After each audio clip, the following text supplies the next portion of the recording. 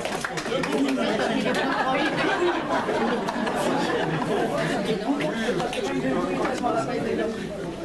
Voilà, à ses côtés, vous avez M. Vladimir Ménard, qui est le président de la délégation de la Croix-Rouge Charente-Maritime. Voilà. J'ai tenu à inviter la Croix-Rouge pour apprendre un petit peu à connaître les actions qui sont menées au niveau local. Et la Croix-Rouge est quand même une institution reconnue mondialement. Monsieur Alain Galland, qui est président du collectif interassociatif pour la santé du Poitou-Charentes. Donc vous savez que les années passées, il vous a interrogé. Vous avez complété une enquête, donc il vous donnera le résultat de cette enquête. À ses côtés, vous avez André Prévost, notre secrétaire fédéral préféré. Ensuite, Casimir Quinquis, qui est vice-président de la fédération et président de la section de Bourg-Franc. À ses côtés, Nicole Tanzi, la trésorière. C'est elle qui, comme on disait dans les Gauches, c'est elle qui tient la goyotte. La goyotte, c'est le porte-monnaie. Et en bout de table, l'inénarrable André Goyot.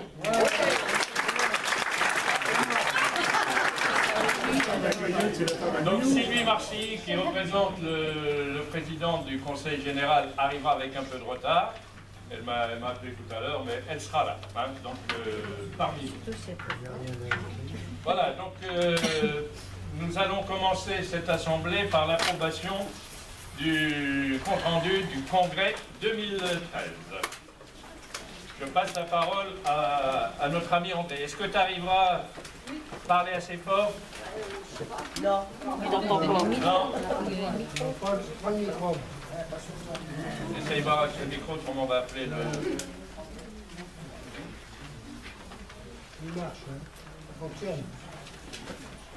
Bon, je commence. En 2013, le 29 donné aux personnalités invitées, Christian Donadello demande à intervenir pour préciser les axes de sa feuille de route s'il est élu président de la Fédération 17. Le président invite alors Michel Dib, conseiller au mécénat, à prendre la parole. Celui-ci développe les valeurs qui devraient animer les associations. Solidarité, bénévolat et volontariat. Il rappelle que le monde change tout le temps et de plus en plus rapidement. Certaines catégories sont balayées, telles les agriculteurs qui deviennent par pauvreté et isolement de plus en plus invisibles. Pour Michel Dib, seule la solidarité n'a pas changé, car c'est par elle que les hommes ont toujours pu réagir et résister. En ce 21e siècle, les groupes s'associent pour faire face aux difficultés. Nous sommes dans un monde de colocation, covoiturage et de troc, échange auprès de maisons pour les vacances. Ce n'est pas fait pour enrichir les citoyens que nous sommes, d'où le rôle important des bénévoles. Après son exposé, plusieurs questions et réflexions font écho à ces propos sur les actions de bénévolat de leur section. Alain Galland, président du CISPC, rappelle l'action menée sur le plan national, se fait l'écho des difficultés rencontrées par les retraités dans leur volonté de faire respecter leurs droits dans le domaine de la santé. Droits pourtant inscrits dans la Constitution, insiste-t-il. Il dénonce les dépassements d'honoraires, véritable fléau pour les plus démunis. Il les invite à refuser ces pratiques, quitte à engager des procédures. Il n'oublie pas de dénoncer la désertification médicale qui s'accentue. Il rappelle l'AG du 6 avril à Angoulême, où l'UNRPA sera représenté.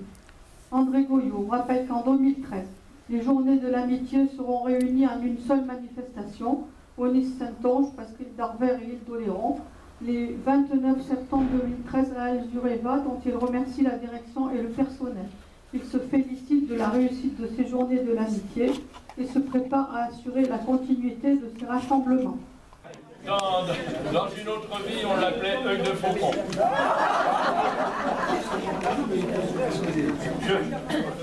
Je t'embrasse, Marie. Bien. Alors, qui s'abstient?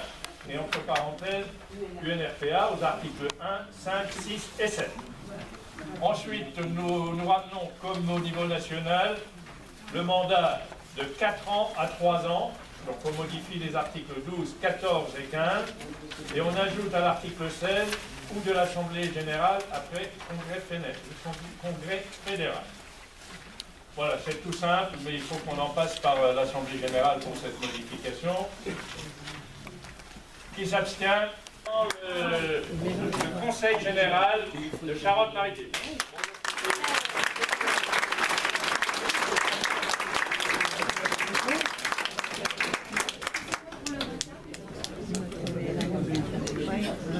Alors, je vous rappelle que Sylvie Marcy est également maire de Florac. Oui.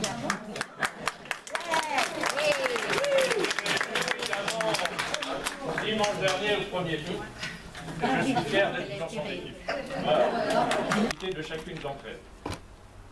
Petit à petit, nous passons du souhait à la réalité. Les liens se tissent ou se renforcent au travers des sorties, des activités, des rencontres. Certes, quelques déceptions peuvent survenir.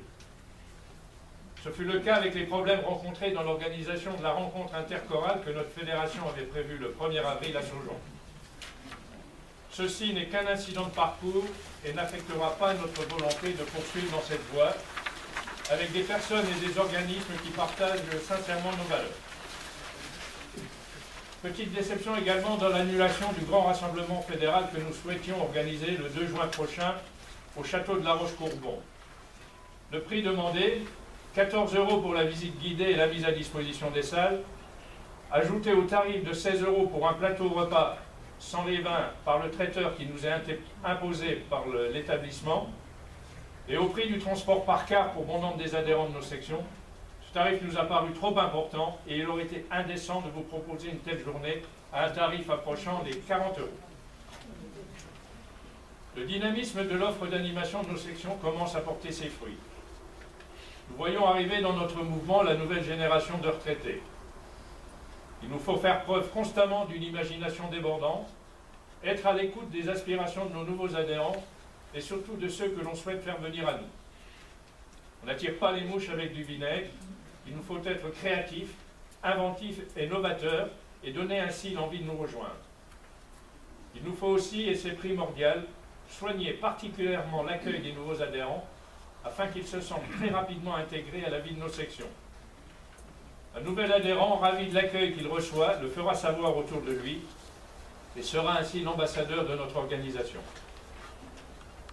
Certes, tout n'est pas facile. Nos sections ne disposent pas toutes des mêmes moyens. L'absence de locaux pour certaines d'entre elles pèse également très fort dans l'offre qui peut être imposée. Ayons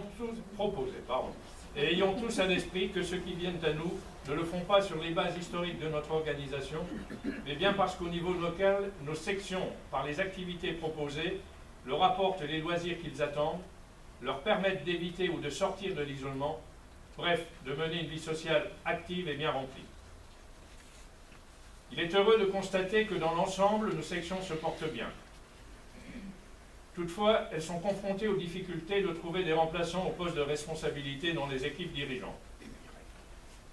C'est pourquoi nous rappelons qu'une succession, ça se prépare bien en amont. D'autre part, le partage réel des tâches au sein des équipes est nécessaire afin d'éviter la concentration en de seules mains de tout le fonctionnement de l'association. Lorsque pour différentes raisons ces mains sont indisponibles, c'est tout le fonctionnement de la section qui est compromis. La fédération se doit d'être à vos côtés et de vous apporter toute l'aide souhaitée, que ce soit par des séminaires de formation destinés aux futurs ou nouveaux dirigeants, ou par un soutien personnalisé et sans faille. Un soutien a été apporté à la section de La Rochelle confrontée à des problèmes de succession de sa présidente et de sa trésorière, et à la tentative de prise en main musclée et extrémiste par un des membres de l'équipe. Aujourd'hui, la situation est assainie. Une nouvelle équipe s'est constituée, composée de personnes qui ont une forte envie de maintenir la section en vie et d'attirer de nouveaux adhérents. La fédération continue toutefois à lui apporter son soutien et son aide. La section de la Tremblade a également fait l'objet d'un soutien en matière de gestion comptable de ses fonds. La participation de quelques membres de l'équipe dirigeante au séminaire des trésoriers organisé en octobre dernier et un suivi particulier permettent désormais un suivi efficace de la trésorerie. Le soutien fédéral sera maintenu pendant quelques mois encore.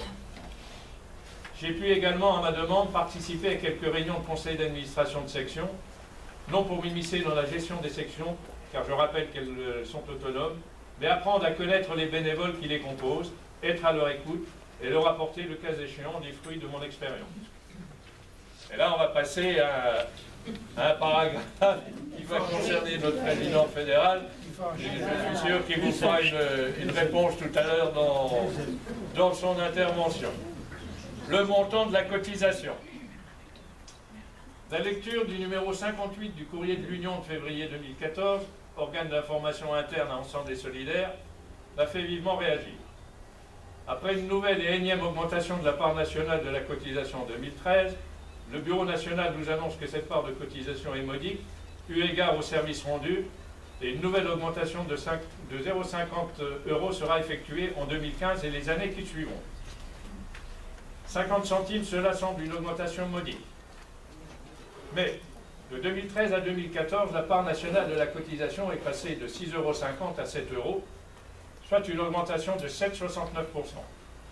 Sur la base de 85 000 adhérents, cela représente une rentrée supplémentaire de 42 500 € sur le budget national en 2014.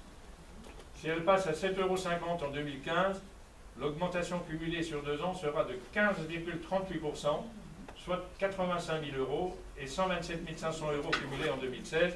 Nous disons stop. Je rappelle que l'indice des prix à la consommation a vu augmenter de 0,7% sur un an, selon le dernier indice publié le 25 février. Le taux d'inflation a augmenté du même pourcentage de janvier 2013 à janvier 2014. Quant à la revalorisation des pensions, elle est désormais repoussée du 1er avril au 1er octobre, et selon les prévisions du taux d'inflation 2014, elle serait de 0,9%. Alors que notre association fustige la baisse du pouvoir d'achat des retraités, les différentes ponctions réalisées sur le montant des pensions de retraite, le pacte de responsabilité, les mesures d'austérité imposées, nous constatons un important contraste entre le discours et les actes. Alors qu'en 5 ans, la Banque de France a reçu plus d'1 million de dossiers de surendettement, dont 900 000 sont jugés recevables, alors que les charges de la vie courante augmentent constamment, alors que beaucoup de Français sont contraints de puiser dans leurs économies et que certains ne s'en sortent qu'avec une aide extérieure ou un crédit, il serait tout à fait logique que notre association n'en rajoute pas et leur permette de profiter à tarif modéré de tout ce que peuvent leur apporter nos sections. La fédération, de son côté, a pris le parti de ne pas augmenter sa part de cotisation qui reste fixée à 2 €. Ce seront donc encore une fois les sections locales qui, soucieuses des finances de leurs adhérents, feront pour la plupart les frais de ces augmentations, car elles hésiteront à augmenter à nouveau le tarif de la cotisation finale. Leurs moyens financiers en seront par conséquent une fois encore altérés. Dans la plupart de nos sections, ce ne sont que 40% de la cotisation qui reste dans les caisses locales, à la grande interrogation de nos adhérents. Je rappelle que ce sont elles qui font preuve d'une imagination débordante sur le terrain pour maintenir ou faire progresser les effectifs. Ce sont elles qui, aidées par la fédération, ont pu mener une vaste campagne d'adhésion en 2013. Augmenter les cotisations une nouvelle fois, c'est anéantir les efforts engagés par nos équipes locales et aller à l'inverse de ce que nous recherchons. Aussi, au nom de la Fédération de Charente-Maritime, des sections et des quelques 3000 adhérents qu'elle représente, je demande instamment aux membres de notre bureau national de renoncer à cette nouvelle augmentation de la part nationale pour 2015 et la suite, et de mettre en œuvre des mesures efficaces de réduction des charges et une gestion raisonnée de notre organisation. J'invite notre président national à répondre à ce mécontentement lors de son intervention. Merci de votre adhérents. Au 31 décembre 2013, nous comptabilisions 2 966 adhérents sur l'ensemble des 21 sections de Charente-Maritime, soit 38 de moins qu'en 2012. Un ralentissement de la chute est amorcé. Nous connaissons tous, hélas, les causes de ce départ, heureusement compensées dans quelques-unes de nos sections par l'arrivée d'une nouvelle génération de retraités. Pour d'autres, la tâche est plus ardue, malgré les efforts déployés par les équipes dirigeantes. Il nous faut absolument donner une image plus dynamique de notre association. Peut-être que la nouvelle appellation apportera un plus en ce domaine, à la condition que nous sachions nous-mêmes évoluer et être à l'écoute des nouvelles populations. Bureau fédéral et commission administrative fédérale. Le bureau fédéral s'est réuni 3 fois depuis le congrès de 2013, le 15 avril à Fouras, le 30 septembre 2013 à Royan, le 13 janvier de cette année au Mans.